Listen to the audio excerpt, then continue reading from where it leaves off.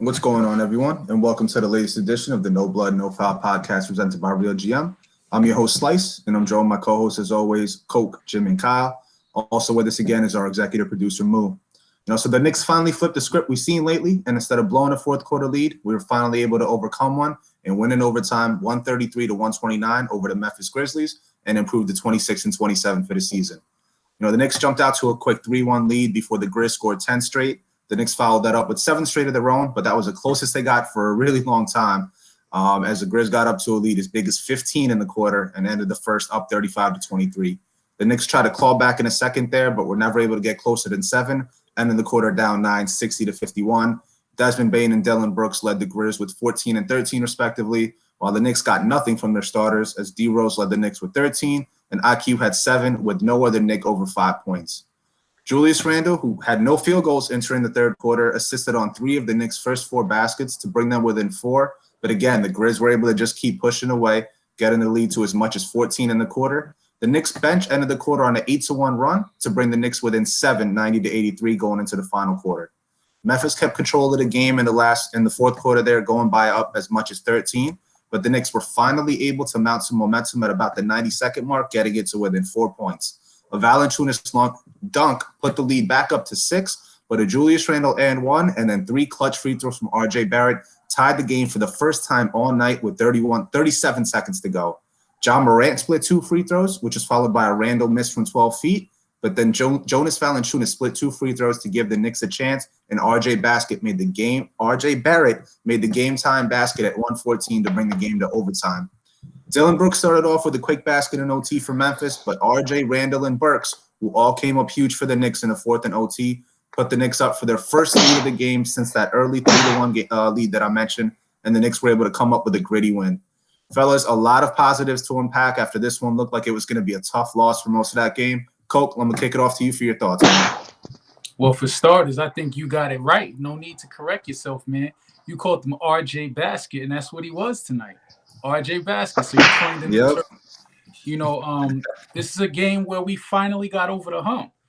For a while, every close game, down the stretch, we would end up, just not hitting the game-winning shot, not making a big momentum-winning play. We saw a change tonight. It was a bit of a role reversal. Usually we let the other team hang around, and then, they end up catching fire at the end and getting over the hump. But tonight, that was us. The Grizzlies had control of the game for pretty much, the entire contest. And then we just kept chipping away. Things start falling our way. But I think the biggest thing that I liked and that I saw was down the stretch. RJ, he's starting to figure it out. The dude looks like he can be a closer. So he took his first step in learning how to close out a game. He hit some big free throws, ice in his veins, just knocked them all down easily.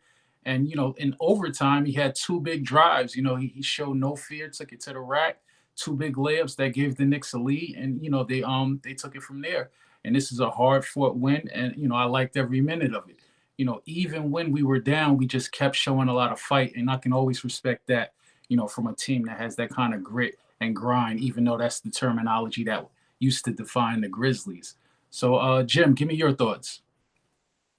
So all my notes are kind of like bad on the game because I wasn't really expecting us to come back and win. All right, I'll swing it over to Mo. No, hold on. Jim is ready. No, okay. I'm ready. I'm just kidding. I'm just kidding. Wow, what a game, right? So I think what's interesting, I mentioned clutch points, and it's good to see that, closing out the game, the Knicks had their 4 most clutch players out there. Right, it makes you kind of wonder, maybe it's time to try your clutch guys at the start of the game, right? And see what happens. I understand, I've said before, I understand why sometimes I can see them starting Peyton.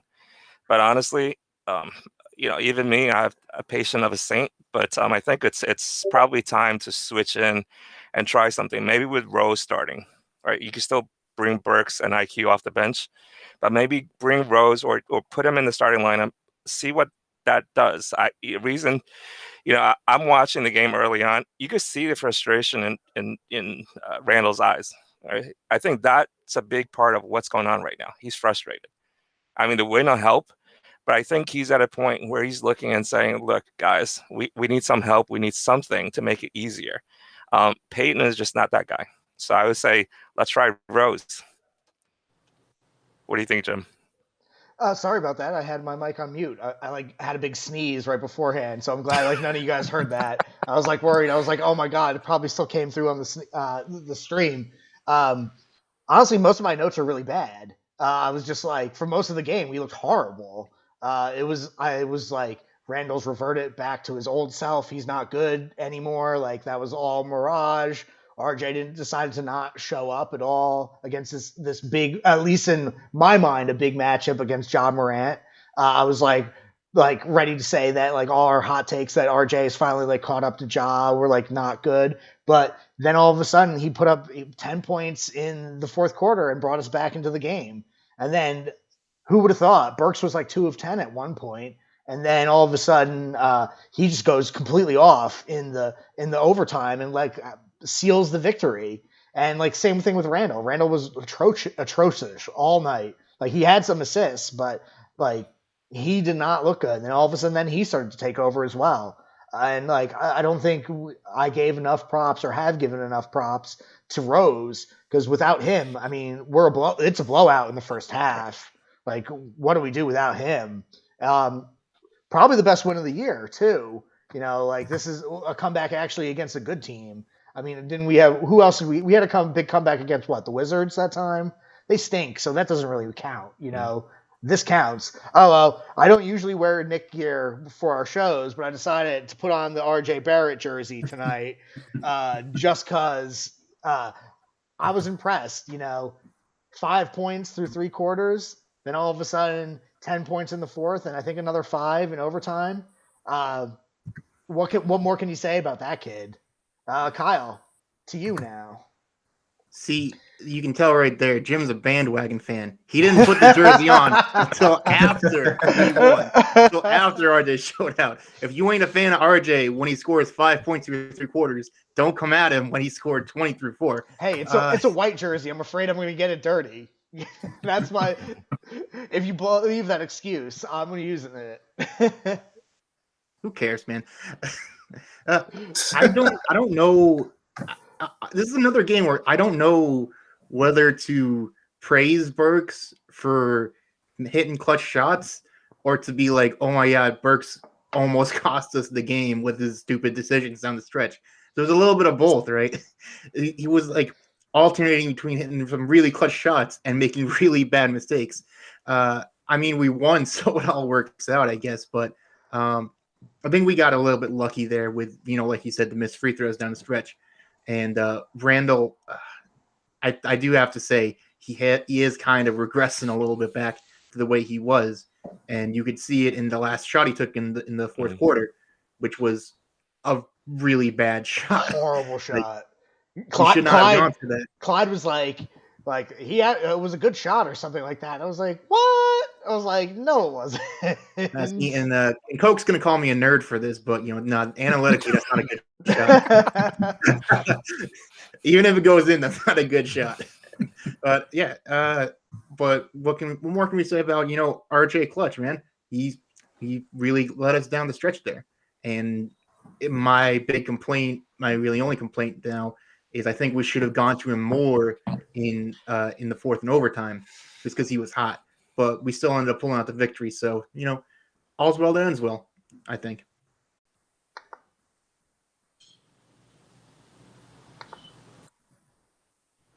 All right, we're good. So like I was saying, you know, RJ Barrett really's been taking the challenge now after he got called out by Anthony Edwards. And, you know, he's not just hitting those big layups, taking it strong to the hoop. He's hitting threes, right? Early in the season, we were seeing him just being effective from really the left wing or the left corner. Now he's hitting clutch threes from all over the court. So it's nice to see him take that challenge. And then, Kyle, just to bring up your point about Burks, you know, from Moo's point that he brought up last game about our clutch stats, Alec Burks is really the only one we can count on to hit those big shots, you know, but RJ notwithstanding, Burks is really the only one who's been hitting those clutch stats for the Knicks, man. Yeah, but he's missing them too. He's hitting them. If you're not gonna hit the shots, you know, you're gonna miss some shots if you're not gonna take them. So you got to hit those shots. What was that? That's a Michael Scott quote, right? Yeah. That's a Michael Scott. Well, Wayne Gretzky Yeah. through Michael Scott. Wayne Gretzky through Michael Scott through whoever. But no, you got to take the shots to make the shots, right? And you got to not be afraid to take it. And that's something the Knicks have always needed. So it's nice to see somebody who wants to take the shot. Now, whether, the fan base wants to see, RJ Barrett be the one to take those shots now, considering he's hitting them, that's a whole different story. But it's good to have somebody on the Knicks have the balls to take the shot. If we lost, that's I'd be my complaining about. If we lost, I'd be complaining about RJ not taking those shots. But since we won, I'm totally okay with Burks hitting those shots. Burks and Barrett both hit some big shots, so you got to give credit to both of them, especially how it was starting off. But no, my slice out the box is actually Memphis helping us out with those missed free throws. 21 to 34 from the line. It doesn't matter if they hit those free throws early in the game wasn't going to be even close going into the fourth quarter. The Knicks would have had no shot.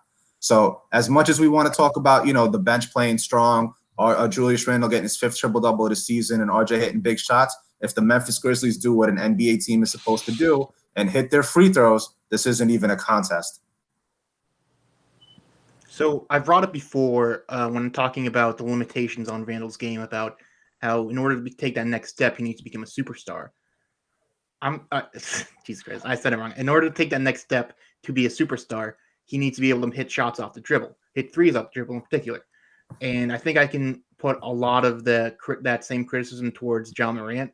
And that's why I'm not as high on him as some other people, because I think you can see down the stretch when they needed a three, it was kind of hard for them to get it because their game relies on Ja Morant driving kick.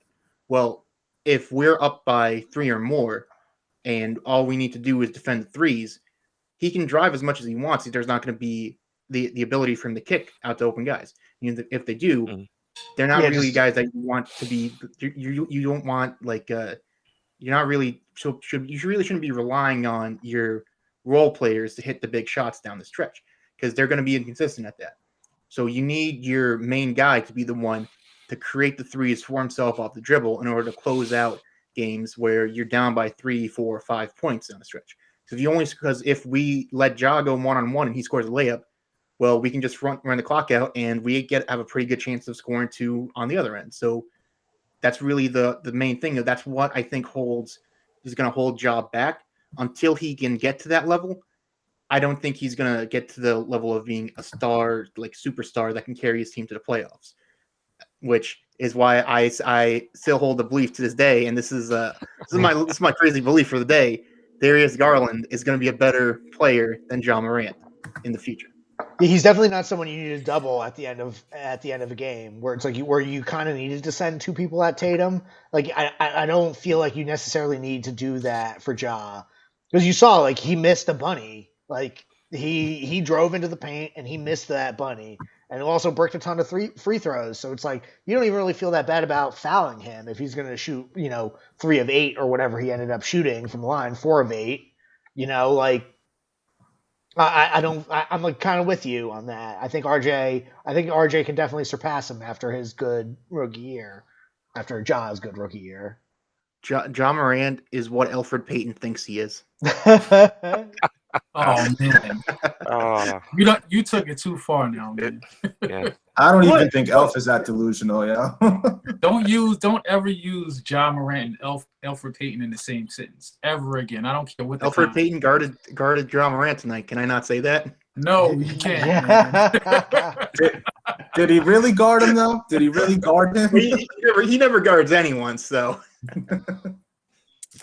He had an efficient game tonight. Good for him. That's his 1 in 15 games.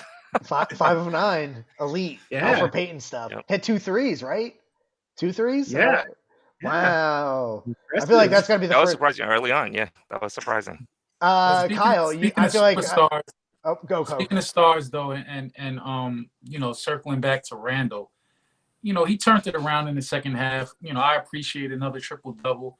But what I don't like about his game since the All-Star break is I just think the dude's fallen in love with the jumper.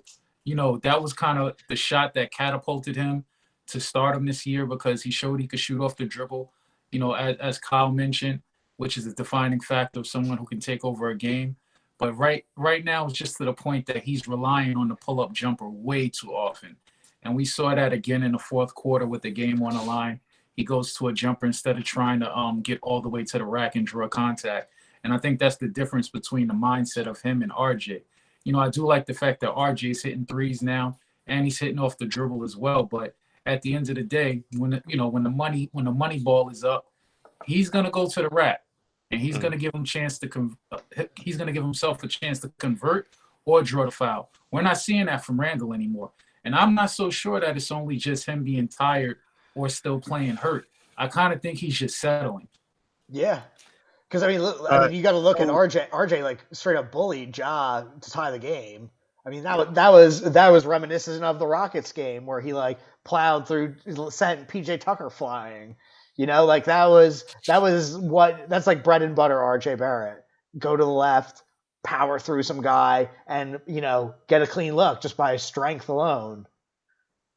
So real quick before we move on, we have Wingo in the chat. He wants to know what we think this team's ceiling is this year. I think it's a real simple answer. This team's ceiling is 6 seed, 6-game knockout in the first round. Yeah, I'll go with that. I think they're where they are now, right? They play great defense as a team. Their offense will struggle against the better teams. That's just not going to do it. I think they are roughly a 500 team. That's their ceiling.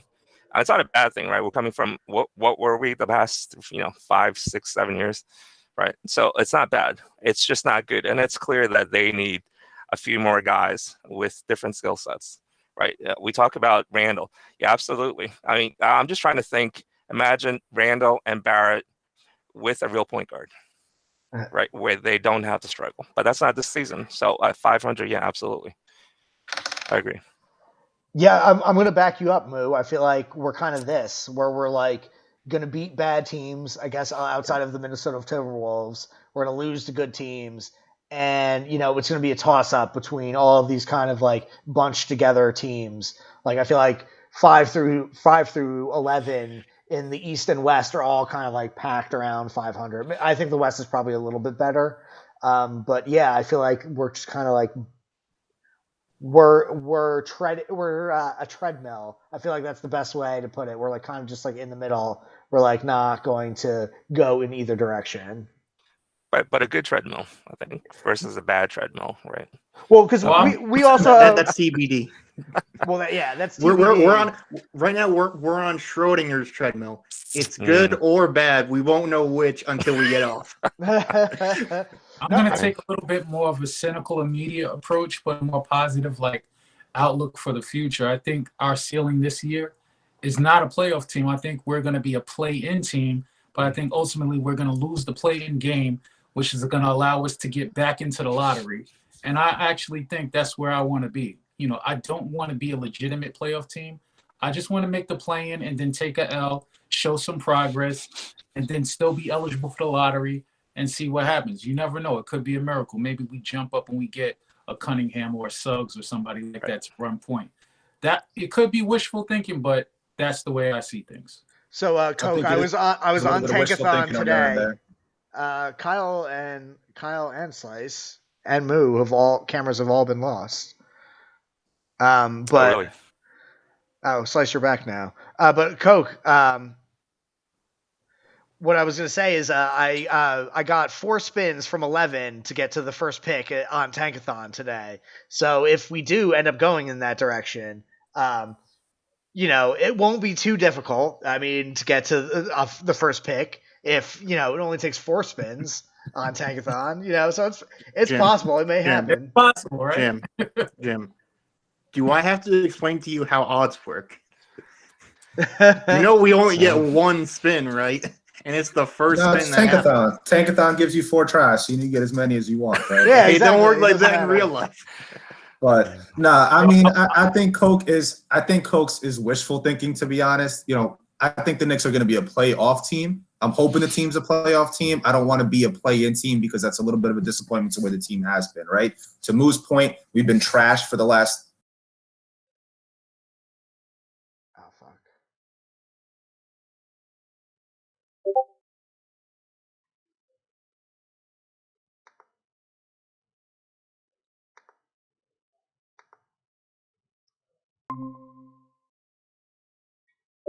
fuck. we were going to see, and we've all said it, is something that should be kind of expected. It's the other players that we need to see pick up their play, and RJ Barrett has been doing that the most. You know what I mean? So RJ coming in playing tough is really what Julius Randle needs to help him, and maybe teams will start backing off on Julius. And rightfully so, Coke, to your point, he is falling in love with mid-range jumpers, pulling up too much and not aggressive as we want him to be, as he was early on. But still, Randle's got 5 triple-doubles this season, all of them in the last 14 games. So even though his shot's not falling, he's distributing the ball more. He's still getting down for those rebounds, which is something I like to see from him and RJ as well. So to me, I think our ceiling, to Moo's point, is about the 6th seed, anywhere from 5 to 7, depending on how it plays out.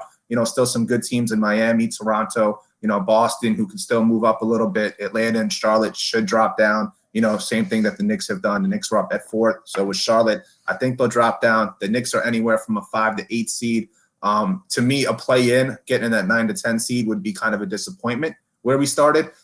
Screw it. I'm sick and tired of being a lottery team. I want to see the playoffs. Everybody wants the draft picks, the lottery ball. Hey, this is our year. This is our year. This is our year. I don't want to see another Obi Toppin. I don't want to see another Kevin Knox. You guys can have fun with your lottery balls. I want to see some playoff basketball back in the Garden. Hey, Slice, do you want to see another Frank Ntilikina?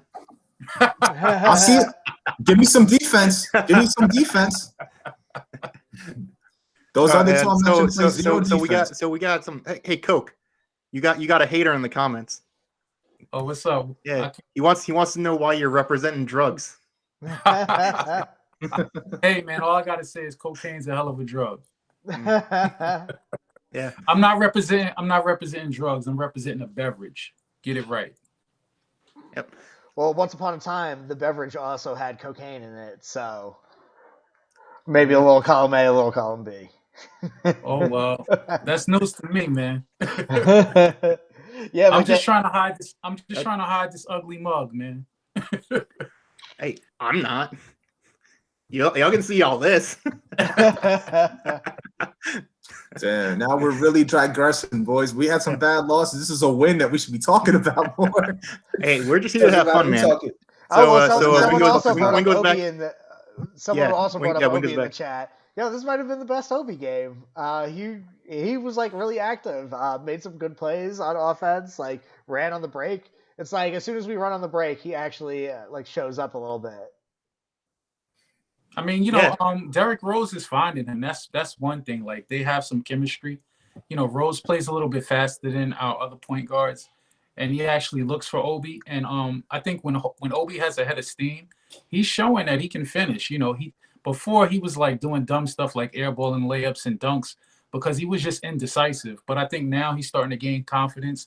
We still haven't seen like a breakout game statistically, but I think we're starting to see flashes to see that there could be something there. He's not a dumb player. I just think it was a confidence issue. So let's look for some progress going forward. But I want to give a shout out to the whole bench because if it wasn't for the bench, we wouldn't have got back in the game. I mean, the starters just played like ass pretty much the whole first half, and that bench kept fighting, and that was the difference in the game. And shout out to Quickly too, because without Quickly, we don't make the comeback. And this guy's been in a funk lately. He hasn't been shooting the ball good, but he cracked 20 tonight. So just overall, the bench picked us up. And back to Burks. I know Kyle was out a podcast ago, and Mukau had a very good stat where he said Burks is pretty much our best clutch player. And statistically, one of the best clutch players overall, just in the league, period. So, our bench unit, they carried us through and brought it home until RJ was able to put us over the top. Man, what a weird day. Coke's the one using stats, and I'm saying, man, it don't feel like Burks is clutch. It's opposite day, man. Yeah. But shout out to Quickly. That oop to Obi. I don't know how he saw him on that one. That was that to me showed that Quickly can have that court vision you want.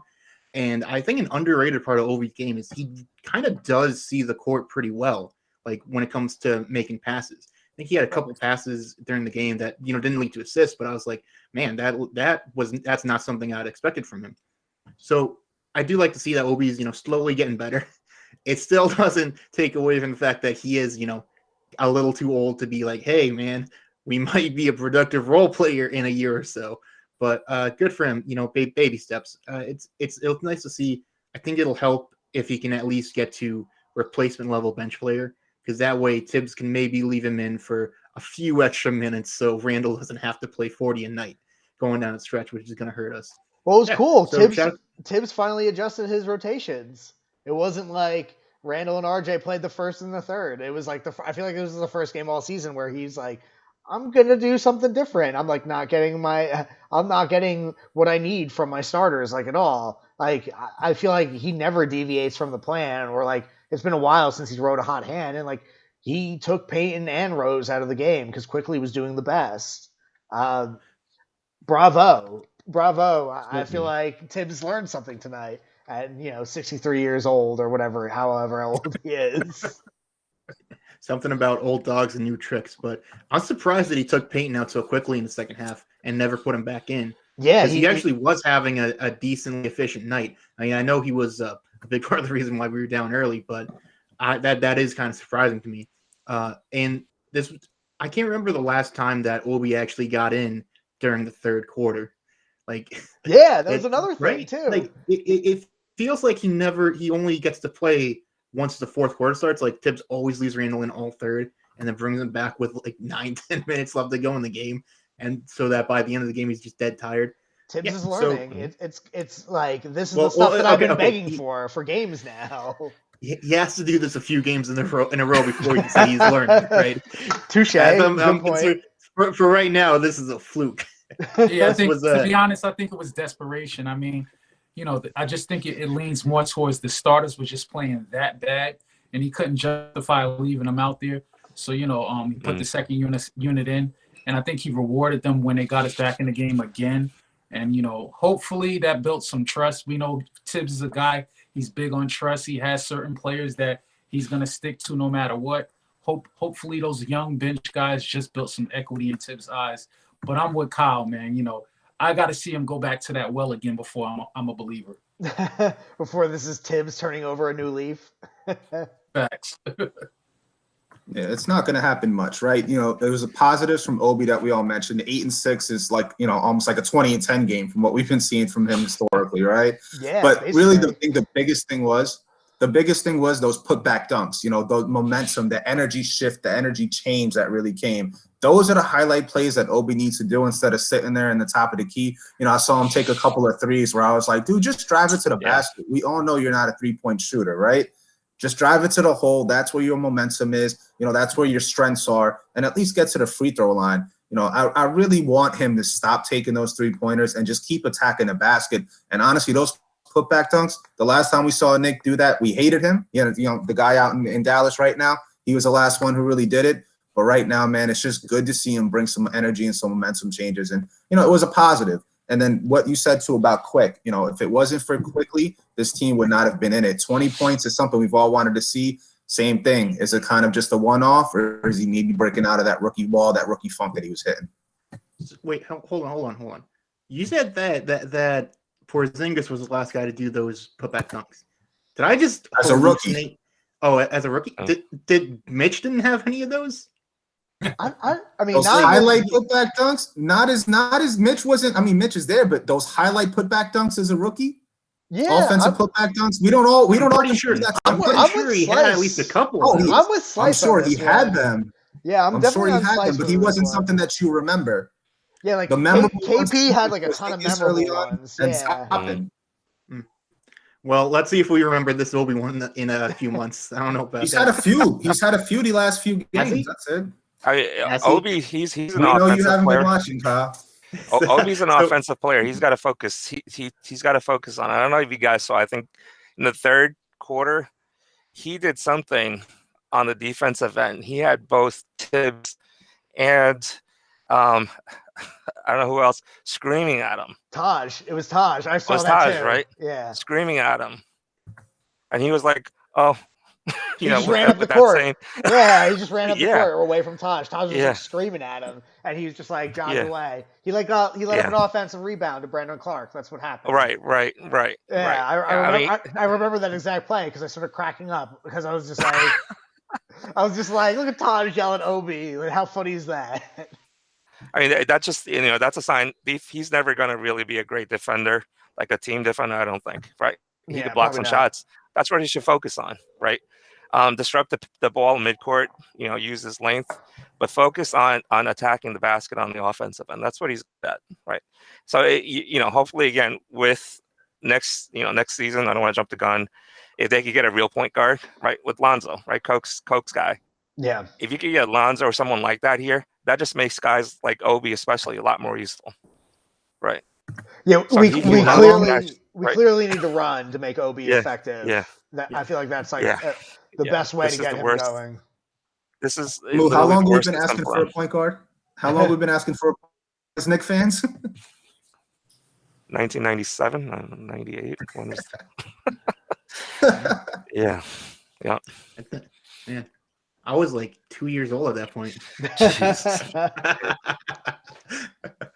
So, fun fact. This is one of my 2 fun facts for tonight.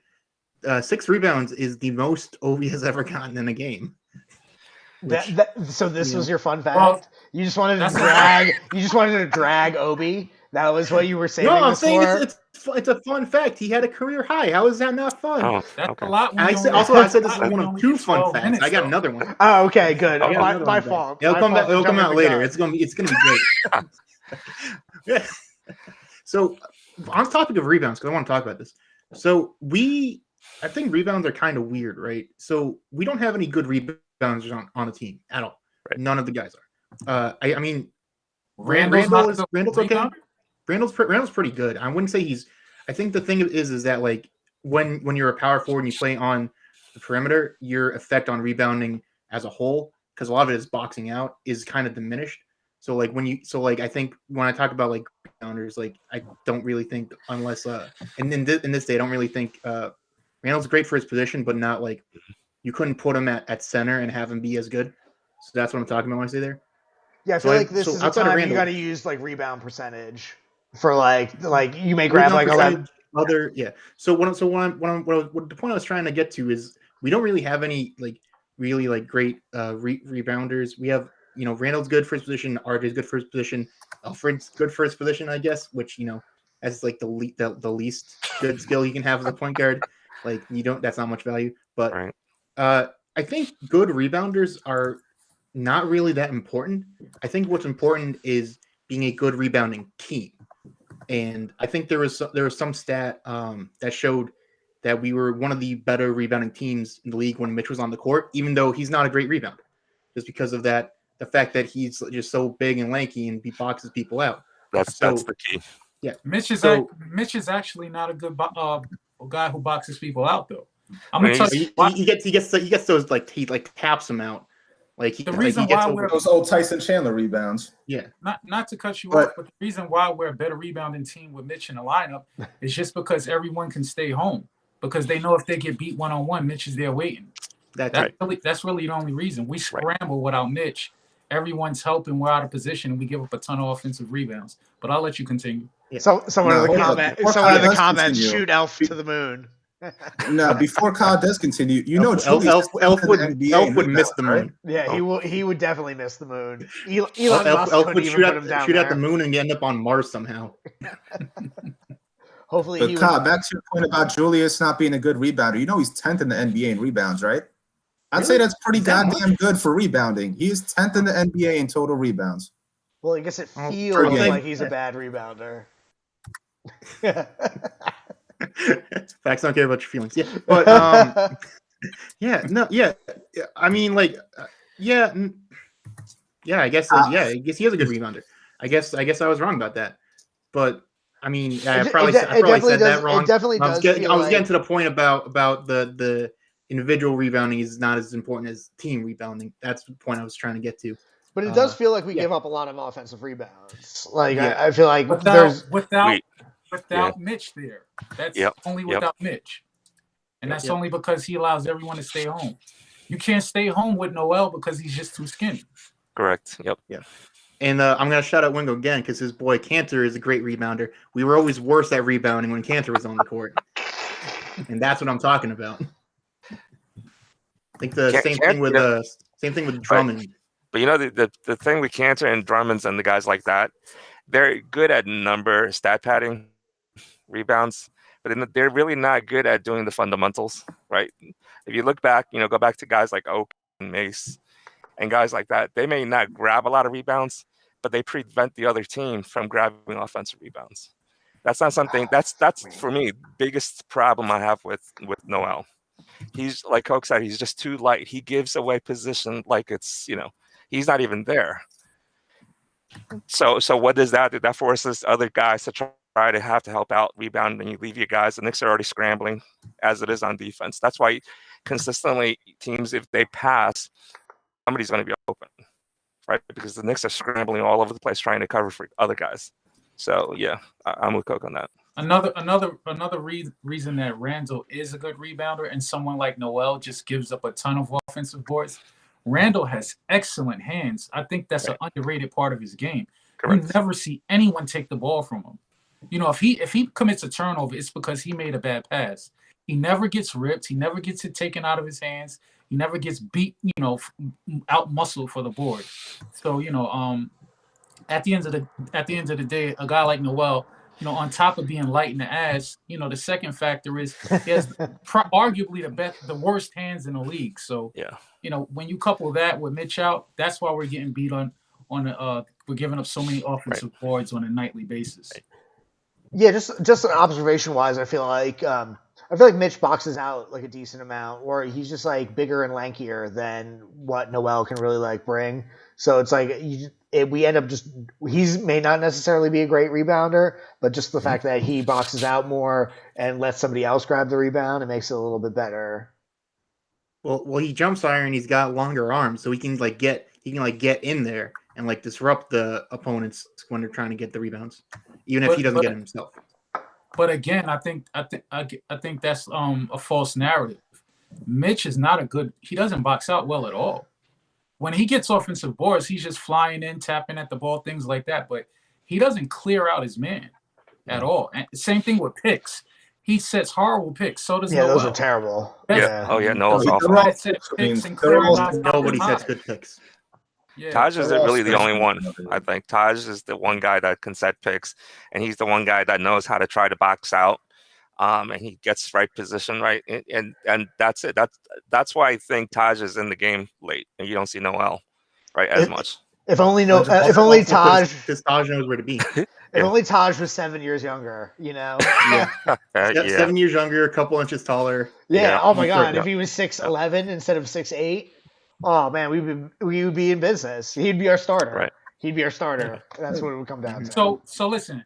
Let's swing this somewhere else. Since most of you guys think this is a legitimate, playoff team, anywhere from 6 to 8 seed. If you're in a playoff game, what's your 5 down the stretch to take the game home and try to get the victory? Give me your 5 that's on the court. You want me to go first? I'll go first. Yeah, go. Go ahead. Rose, IQ, Burks, RJ, Randle. Yeah, I'll go with the same. Yeah, I think that's what you have to go with. It depends on the matchup, right? Do you want Mitch in there? Do you need a center in there? Do you really need both Rose, Quick, Burks? Mitch is out for the year, so I don't think he's coming back. So I don't think he's. Yeah. The only other guy is Taj. The only other guy is Taj. It all depends. Do you need a rebound? Taj tonight, he led everybody with 5 offensive rebounds. We finally got a game where we led an offensive board. So to me, it's more matchup specific. Randall's out there. RJ's out there. Obviously, I'd rather have Rose out there. Then it gets into Quick and Burks, right? Which one of those would you rather have out there? Burks is the one who's been hitting more shots.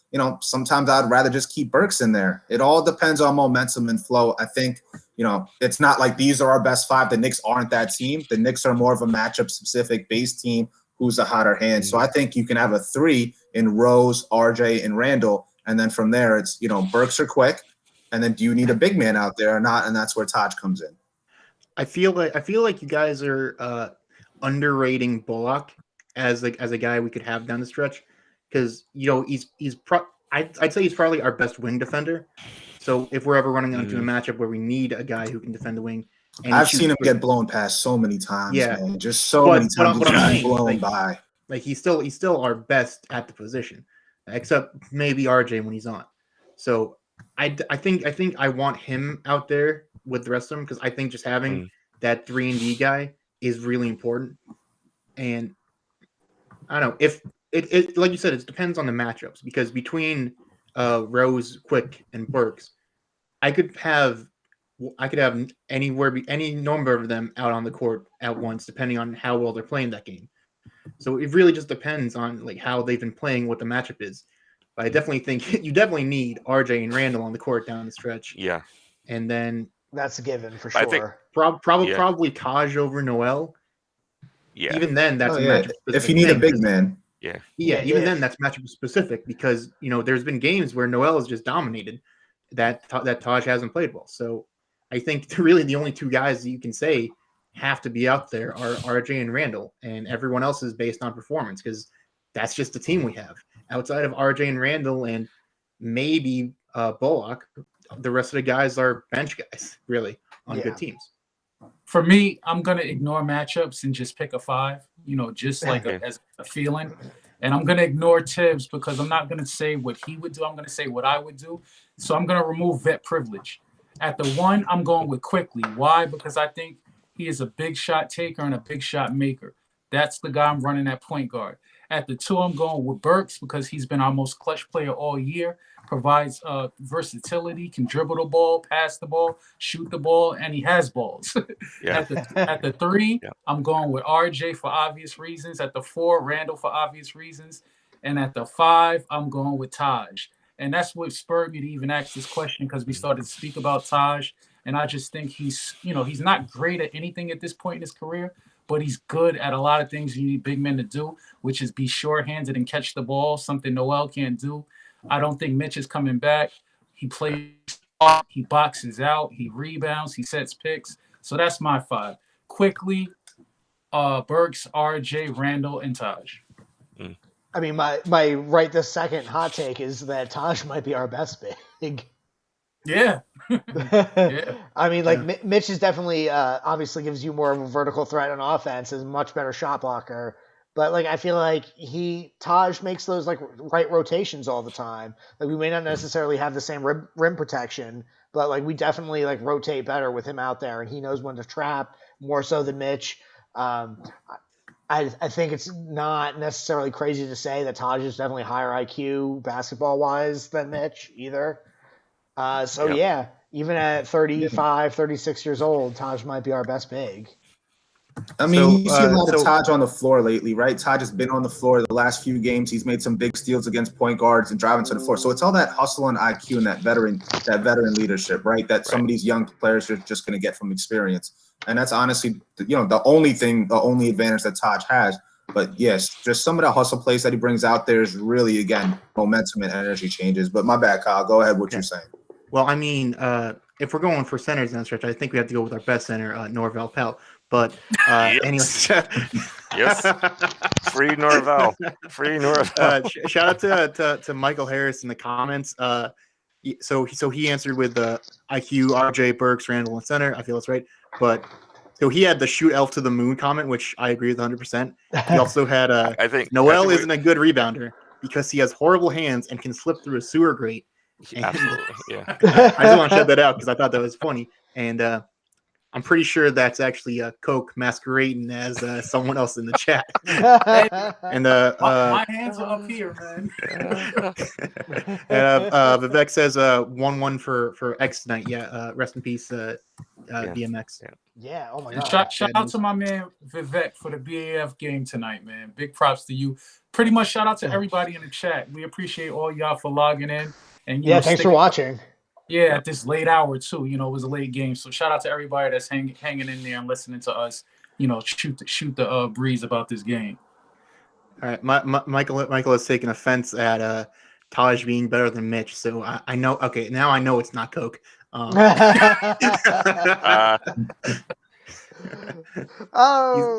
MP. It's MP. That makes sense it makes sense with the initials now. Now we know. Now we know. Oh, MP. Oh.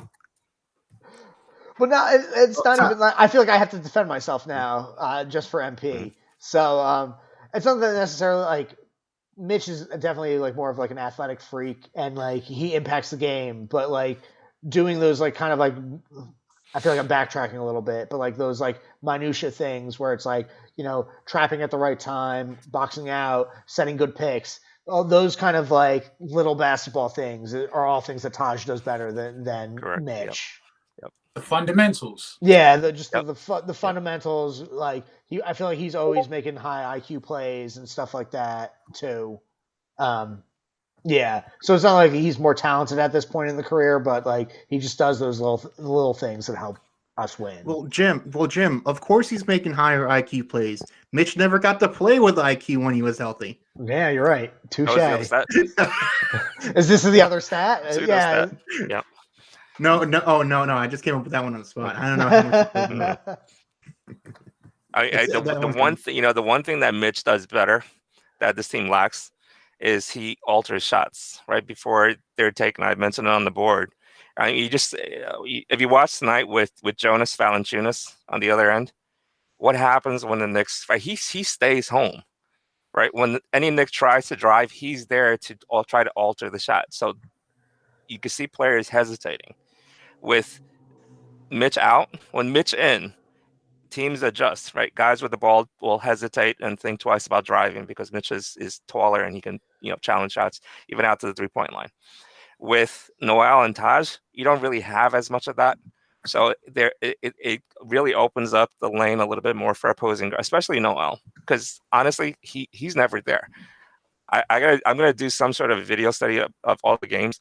I can swear he's never under, right, protecting the rim far enough out in front of the basket to alter or intimidate. And part of it is because he only weighs 200 pounds, right? Yeah, there was a few times tonight that he got. He does have those big blocks, right? He does have some of those momentum blocks that we've seen, but it's also the other thing. He's not there, to your point, to be really a factor. Right. I mean, I think it goes back to what I was saying a while back about why I wanted someone who's a little more beefy at the trade deadline. Yeah. Because you're not wrong. Noel can get 5 blocks like he did tonight, but he's not physically imposing. He's not an intimidator. You know what I'm saying?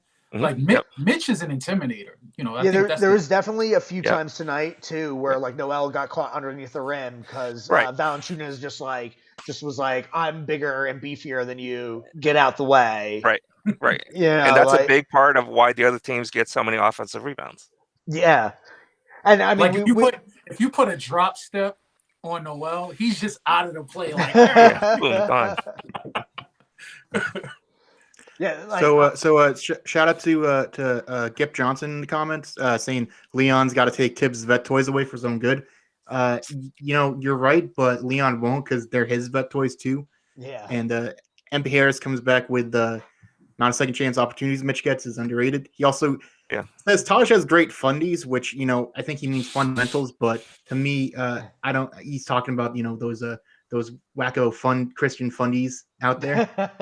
Like that's what I hear when I say that. So let's not talk about them. Yeah, I was gonna say this is a sports talk show. We can't get too political. It's not in my Christian Minecraft server, young man. But that's some Zoomer humor for you. None of y'all get that. I'm gonna start doing that to you since you started with those old movie references. I don't get. Is that's hip, right? r/whoosh. That's the Reddit whoosh thing, right? Is that a thing? I'm looking. The way you said that sounded very boomery right now. The way you said that was just such an old person way to say it. I just want you to know that. You damn youths. Yeah, I'm gonna start with that Zoomer humor. I'm gonna start making anime references you guys don't get either. Oh God. I might get some of those, but we're talking about some of these scrubby ass references Kyle's about to make. Coke, why don't you give us your scrubber tonight? It was actually hard to pick tonight because with the looking at the stat sheet and with the amount of points that everyone put up, it's kind of tough to pick a guy who just bombed. But I gotta go with John Conchar. 0 points after all the points put up, overtime and everything. This guy only got 0, 0 for 3 from the field, 1 rebound, 2 assists. And he just gets scrubber tonight. I don't like the dude's name. It's just annoying. Like Conchar. Like I just, scrubber tonight, man. John Conchar. I don't care what none of y'all have to say. He gets it, man. He's the magic Conchar. Also, there's no I in fundamentals. But moving on. Yes, let's bully more of the people watching us. Yeah. Learn to spell. Kyle's just all over those comments right now, but Exactly. Now having let's take fun. a look forward. He's having Let's take a fun. look forward to the next game that we got. We got the Raptors coming to the Garden on Sunday. Colt, why don't you kick us off with your thoughts on how you think that game's going to go down? I'm calling a win. I think we're gonna build off this comeback win. This team is pretty emotional. They tend to when they have a big win, they keep riding, and when they take a nasty L, they usually respond.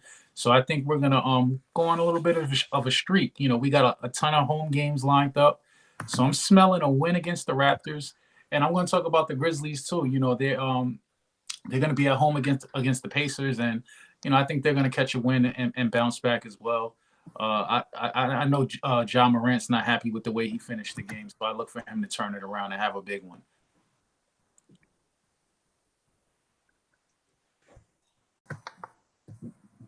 All right. Yeah. Sorry about losing ourselves real quick. But Just lose yeah. yourself in the moment. Yeah. You want it, you better never let it go. Oh, God, he's on a roll. Nice. I'm pretty. Was I even alive when that song was made? I don't know. Well, yeah, I think that was Maybe what, not. like 2002, 2003. That Eminem, Okay, no, I was that definitely alive Eminem at that song. point. Yeah, I would hope so. Then it would make you like RJ Barrett age. The Raptors have been stinking. They decide Pascal Siakam is taking like a big step back, and Fred VanVleet's probably not worth all the money that they paid him, and Kyle Lowry's old.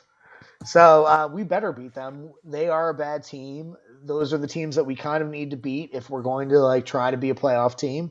I'm expecting us to do it, and if we don't, I'll be ready to talk about tanking and more NBA draft prospects. Yeah, I'll go with the same. The Raptors are a mess right now. They've been a mess all season. Something's just not right with the team, which is good for us heading into that game. So I'll go with the Knicks for double digits. Yeah, the Raptors are just kind of. I think they're just kind of lost this year. Shout out to Chris Boucher though. Is it Boucher? Boucher. 38-19 last game. Like pretty good. They still lost, right? Yeah. I don't know. The Raptors really haven't been playing hot this year. So they're definitely one of those teams that are worse than us that we can definitely beat if we try. So it depends on which team shows up, the clutch team or the anti-clutch team. I don't think it's going to be helpful for us to keep getting into these 10, 15-point holes in the first quarter.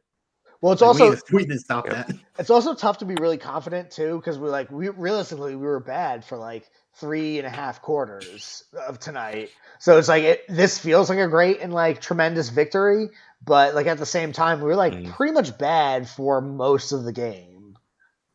Yeah.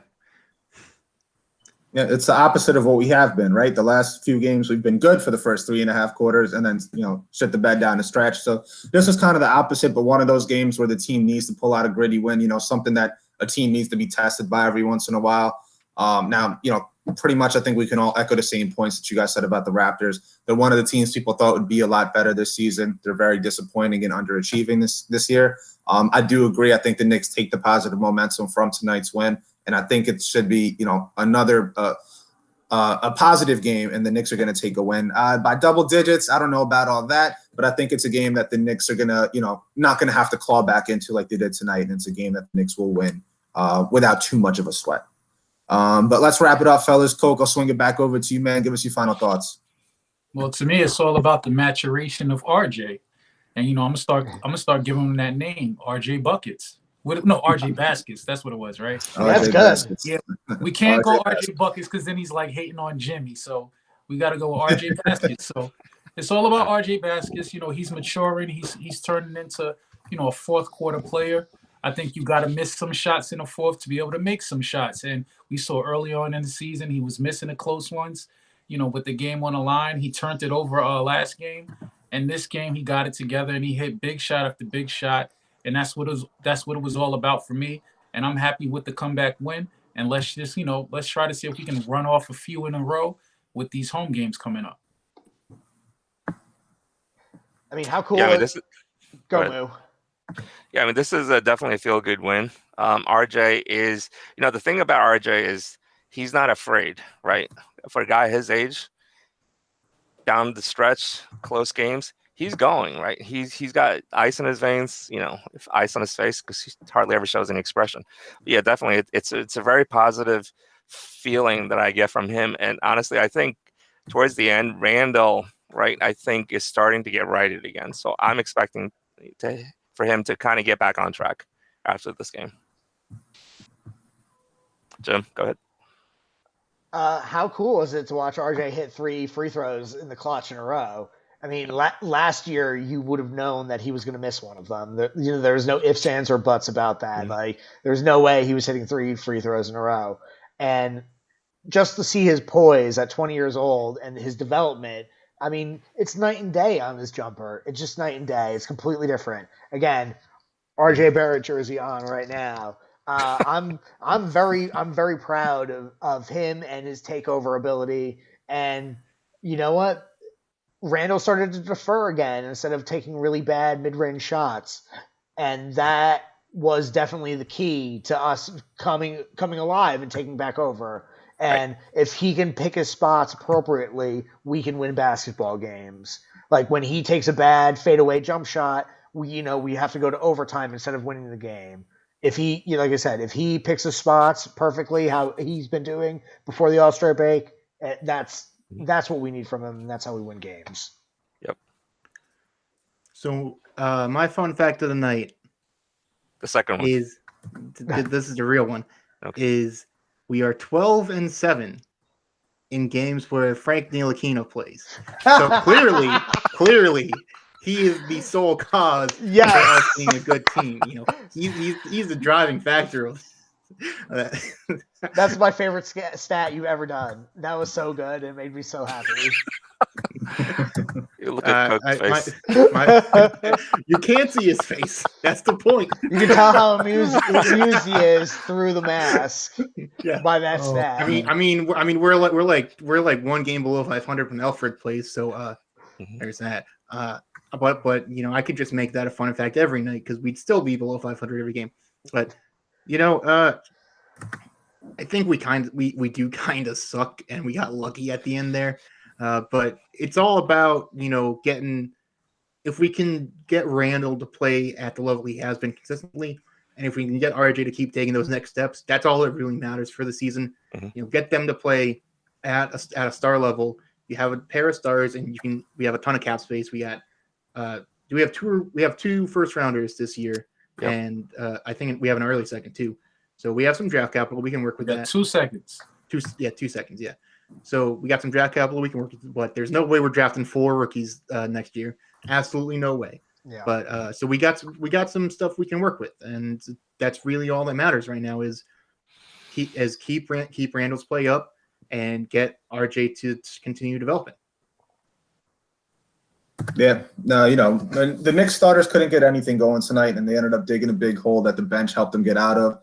Lately Knicks have been the team to blow the fourth quarter's leads, but this time the team is able to show some of that New York City grit and force the overtime and come back with a big win. But like I said, if Memphis wasn't pitiful from the free throw line, all of that would have went to waste, and this game would have been over well before the fourth, in my opinion.